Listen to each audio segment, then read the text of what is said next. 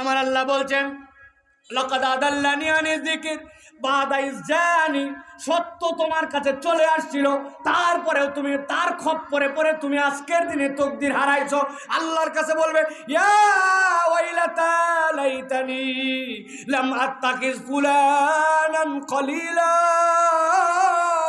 উমুককে যদি বন্ধু না বানাইতাম আজকে আমার এই অবস্থা হইতো না। বলছে চল মাহফিলে, তাহলে রাখ এগুলা বক্তার ওয়াজ সব ইউটিউবে পাওয়া যায়, অত ওয়াজ শোনা লাগবে না।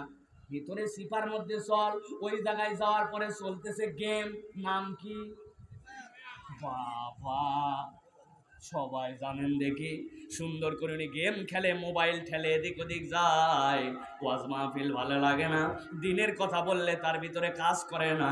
আল্লাহ বলছেন আসো আমার কাছে, আসার পরে ঠেলা বুঝতে পারবে। এই জন্য নবীজি বলছেন আল মারউ আলা দীনি খলিলি, বন্ধু তার বন্ধুর রঙে কিন্তু রূপান্তর হয়। কার সাথে ঘুরলেন, কারে বন্ধু বানালেন, বাড়িতে যাই চোখ বন্ধ করে একটু ভাইবে দেখে, ঠিক না?